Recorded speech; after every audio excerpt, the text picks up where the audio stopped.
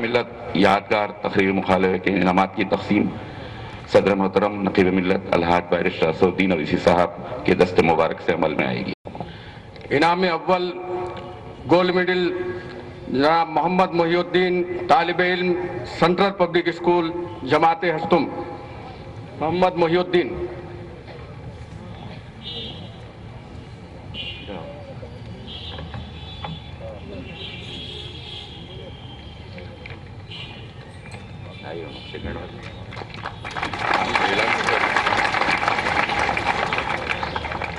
انعام دوم انصار احمد، طالب علم کاکتیہ جونیئر کالج۔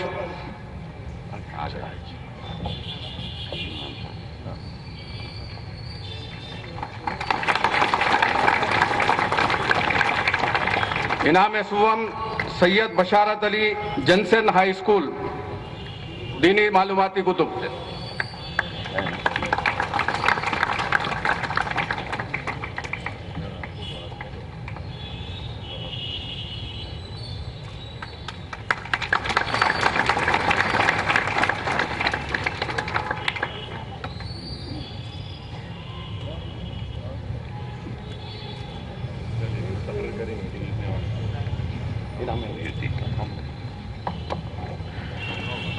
سالار ملت تقریر مقابلے میں انعام اول حاصل کرنے والے طالب علم محی الدین صدر محترم کی ہدایت پر یہاں آپ کے سامنے مخاطب فرمائیں۔ الحمدللہ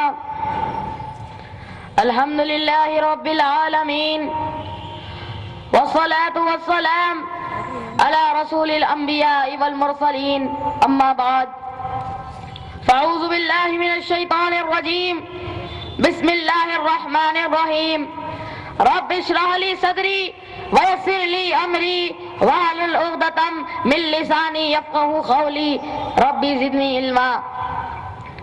دائس پر تشریف فرما معزز شخصیات اور میرے عزیز ساتھیوں، السلام علیکم ورحمۃ اللہ وبرکاتہ۔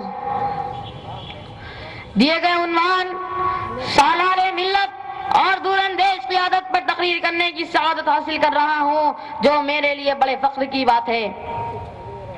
اے قائد عظیم، اے سالار باوقار، اے قائد عظیم، اے سالار باوقار، فرقت میں آج تیری زمانہ ہے سوگوار، ہر فرد آب دیدہ ہے مغموم ہے فضا، ہر فرد آب دیدہ ہے مغموم ہے فضا، حیرت نہیں تجھ پہ گر فلک ہو اشک بار، ہر قوم و ملک کی تاریخ میں ایک شخصیت ایسی ضرور پیدا ہوتی ہے کہ وہ پوری قوم اور تمام ملک کے لیے سرمایہ افتخار بن کر تاریخ کی زیب و زینت بن جاتی ہے۔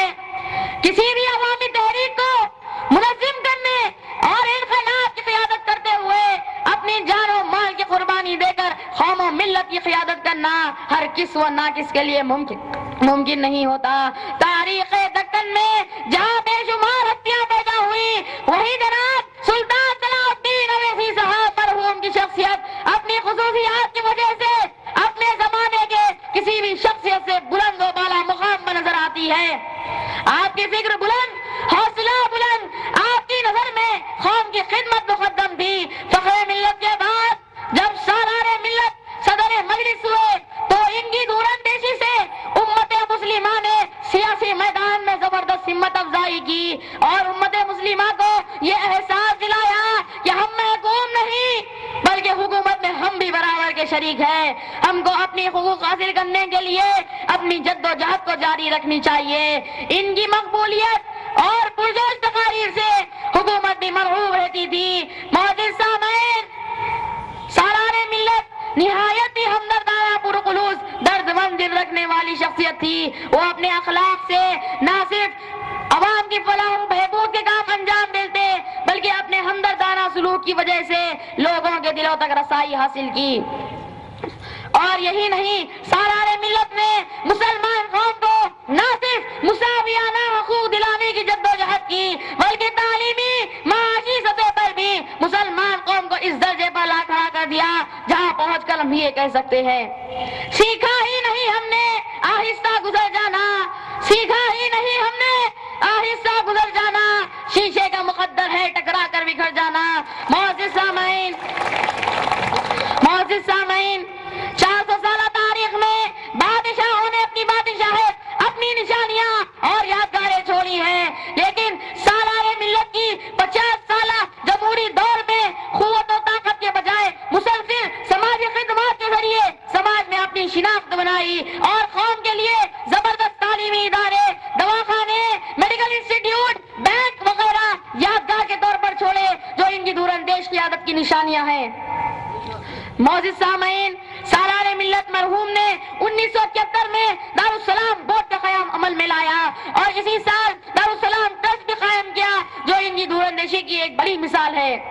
معزز سامعین، سالار ملت حکومت کی آنکھ میں آنکھ ملا کر مسلمانوں کے مسائل حل کرواتے اور جب کبھی موقع حاصل ہوتا تو مسلمانوں کے لیے حکومتوں سے کچھ نہ کچھ حاصل کرتے۔ 1975 کا ذکر ہے، اس وقت چیف منسٹر وینگل راؤ سے نمائندگی کرتے ہوئے آندھرا پردیش اردو اکیڈمی کا قیام عمل میں لایا جو اردو زبان کی ترقی اور اس کی بقا کے لیے بہت ہی کارآمد ثابت ہو رہا ہے۔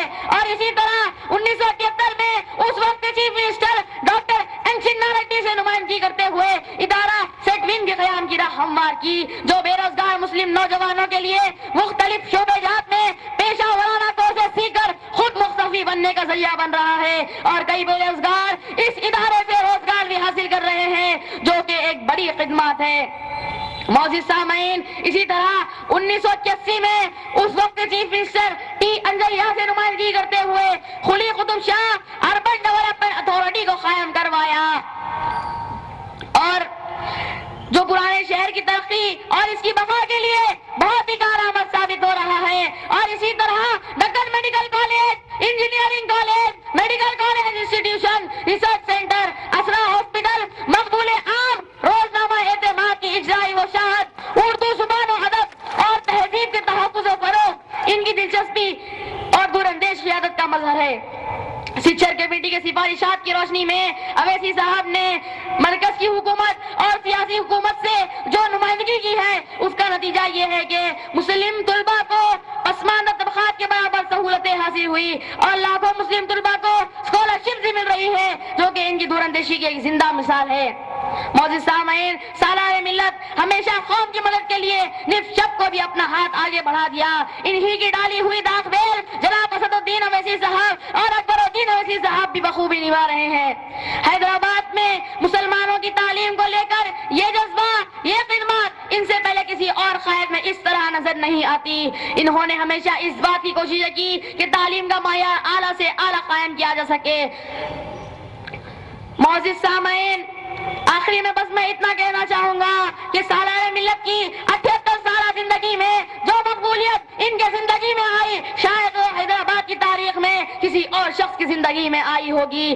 سلام اس عظیم قائد کو جس نے اپنی جوانی سے بڑھاپا تا دم آخر وقت تک قوم و ملت کی خدمت کی۔ سلام اس عظیم قائد کو جس نے 1948 کے سقوط حیدرآباد کے بعد مسلمانوں کو مایوسی و خوف کے ہراس کے اندھیروں سے نکال کر ایک باوقار خوشحال زندگی عطا کی۔ سلام اس عظیم قائد کو جس کی 50 سالہ زندگی طوفانوں سے بھری پڑی رہی۔ سلام اس عظیم قائد کو جس کی ہر سانس ملت کے لیے مضطرب رہی۔ معزز سامعین، الحاج سلطان صلاح الدین اویسی صاحب نصف صدی سے زیادہ اپنی پوری آب و تاب کے ساتھ ایک روشن ستارے کے مانند چمکتے رہے اور زمین پر اللہ تعالیٰ کی مخلوق اور امت محمدیہ صلی اللہ علیہ وسلم کی کامیاب خدمات کے بعد جب اللہ تعالیٰ کی جوار رحمت پہ پہنچے ہوگے تو وہ نظارہ بھی یقیناً قابل دید ہوگا جسے یوں کہا جا سکتا ہے، روشن ہے اس فلک پر فرش بری کے تارے، روشن ہے اس فلک پر فرش بری کے تارے، تیر و جواں ہے شاداں کیا خوب ہے نظارے، شمس و قمر بھی حیران حیرت میں کہکشاں ہے، شمس و قمر بھی حیران حیرت میں کہکشاں ہے، اونچے فلک پہ پہنچے کیسے زمین کے تارے۔ وآخر الدعوان ان الحمدللہ رب العالمین۔ السلام علیکم ورحمۃ اللہ وبرکاتہ۔